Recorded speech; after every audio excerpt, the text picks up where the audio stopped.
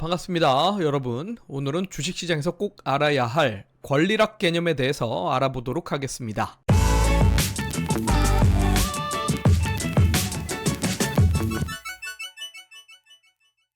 무상증자와 함께 자주 나오는 이 용어, 이름만 들으면 어렵지만 사실은 엄청 쉽습니다. 무상증자부터 짚고 가보도록 하겠습니다.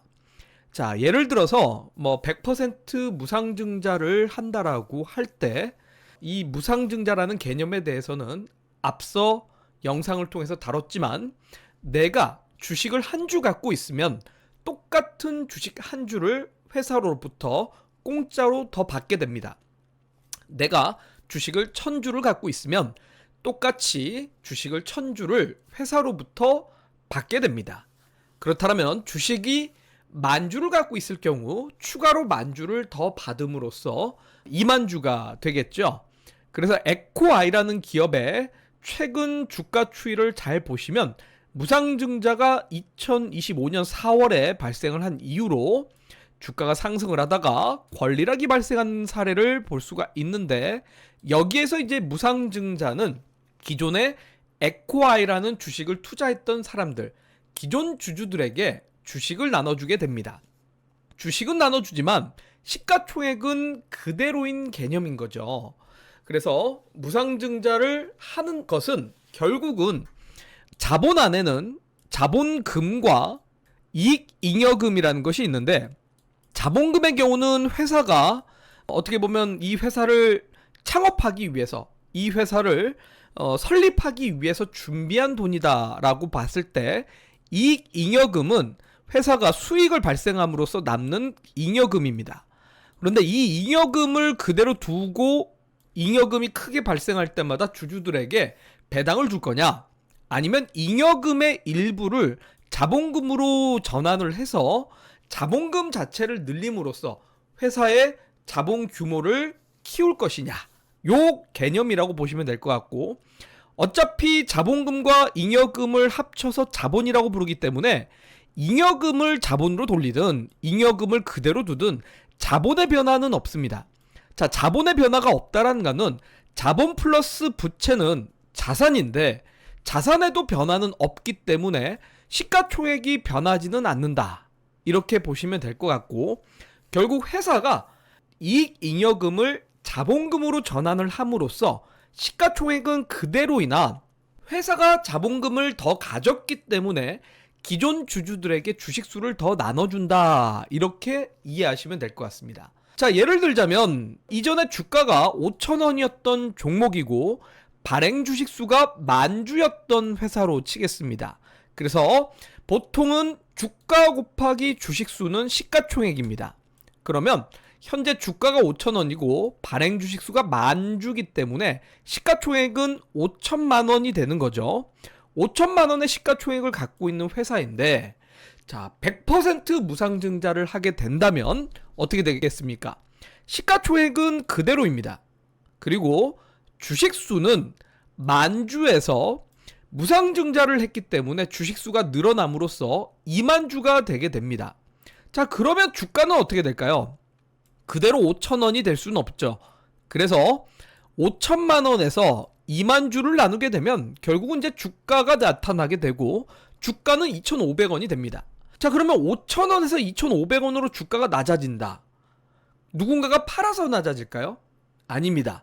무상증자로 기존 주주들에게 주식을 나눠줬기 때문에 인위적으로 주가가 낮아져야 됩니다.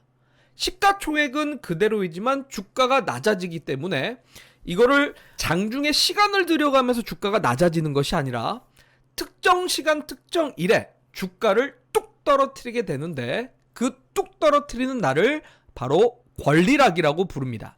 자, 이 권리락에서도 느껴지시듯이 락이라는 건 떨어질 락입니다. 그래서 주가가 떨어지는 그날 바로 권리락이라고 부르며 권리락 적용일이라고도 부릅니다.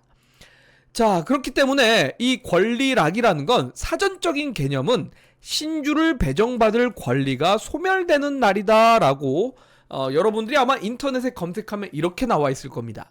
근데 신주를 배정받을 권리가 소멸하는 날, 이게 무슨 말이지? 라고 이해가 안 가실 수도 있을 텐데, 자, 물론 권리가 떨어지는 날이라고 해서 권리락인데 그냥 좀 더 쉽게 이해되실 수 있게 가격이 인위적으로 딱 떨어지는 날을 권리락이다 라고 이해하시는 게 훨씬 더 아마 직관적으로 쉽지 않을까 싶고요. 자, 중요한 포인트는 이 가격은 결국 인위적인 하락이라는 겁니다. 누군가가 팔아서도 아니고 누군가가 뭐 매수를 해서도 아닌 증자나 배당에 의해 계산으로 의해서 만들어지는 거고 권리락을 적용한다라고 표현을 하기도 하죠. 그래서 이 권리락이라는 일을 따로 여러분들 무상증자가 발생한 종목에 공시 내용을 잘 보시면 권리락 1이 딱 정해져 있습니다. 그래서 신주를 배정받을 수 있는 권리가 소멸하는 날, 주가가 딱 떨어지는 날이 권리락이다 라고 보면 되고요. 자, 그런데 사전적인 용어로 신주를 배정받을 권리가 소멸되는 날이라고 표현하는 이유가 뭐냐? 앞서 얘기했지만 새로운 주주들에게 주식을 공짜로 나눠주는 게 아니라 기존에 이 회사의 주식을 갖고 있던 사람들에게 보유하고 있는 물량만큼 새로운 주식, 신주를 주게 됩니다. 자, 그러면 계속 이 주식을 매수하는 사람들한테 다 줄 수는 없겠죠.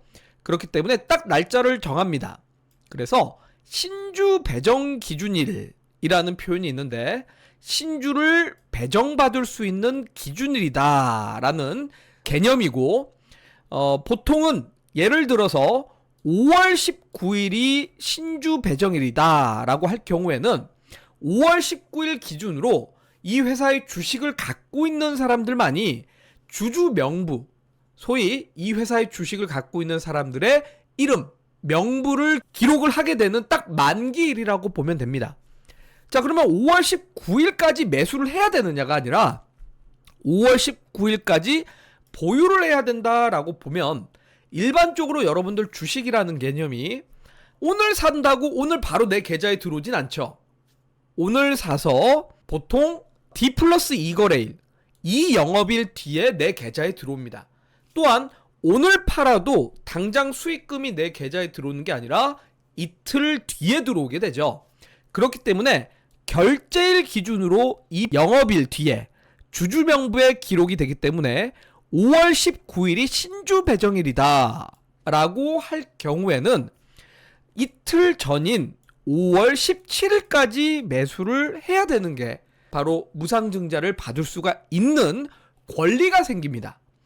또한 이 권리가 사라지는 날, 배정받을 권리가 사라지는 날이 권리락 일이고 권리락 적용일이라고 부르는데 그렇기 때문에 5월 17일까지 매수를 해야 되고 이걸 매수한 사람들이 5월 18일부터 바로 주가가 뚝 떨어지는 현상을 보게 되며 이게 바로 권리락 적용일이고 5월 19일에 바로 여러분들의 계좌에 새로운 주식이 들어오게 된다. 이렇게 개념으로 보면 됩니다. 조금 어렵게 느껴질 수도 있을 것 같은데 최대한 제가 쉽게 설명드렸지만 어렵게 느껴지신다면 여러분들 이렇게 생각하시면 됩니다.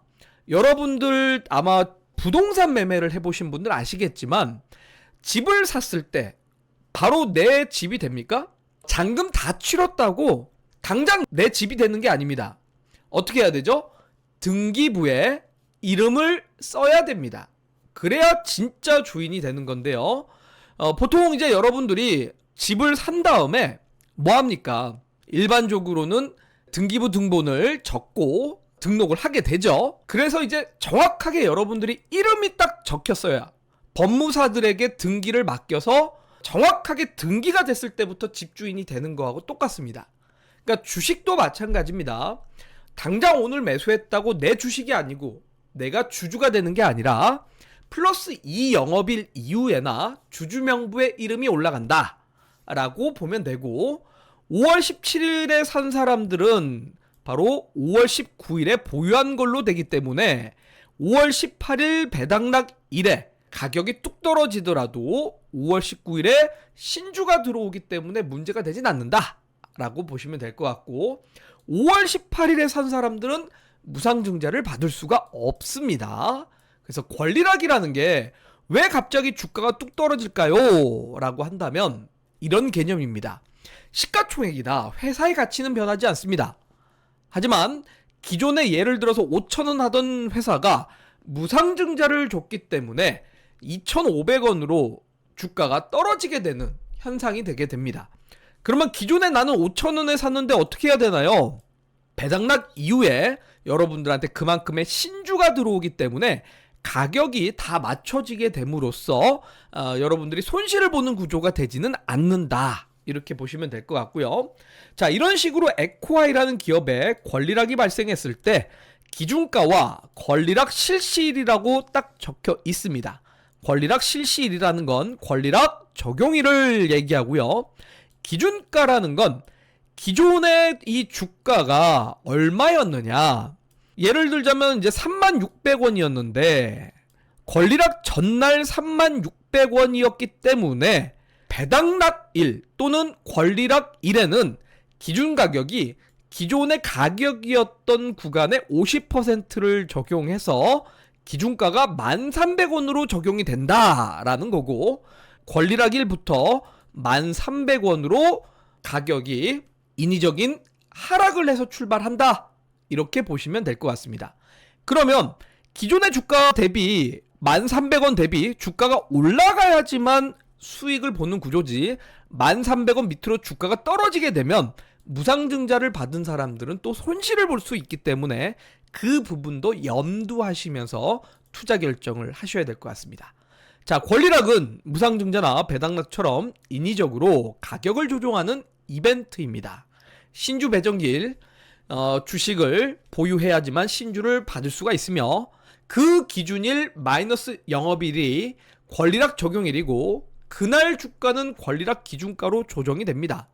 권리락 이후 매수자는 신주를 받을 권리 없이 낮은 가격의 주식을 사게 되는 거니 이 점을 참고하셔서 권리락을 이해하고 투자에 활용하시면 좋을 것 같습니다. 앞으로 무상증자 뉴스 볼 때 가격이 왜 떨어졌지? 당황하지 마시고 권리락이구나 하시면 됩니다.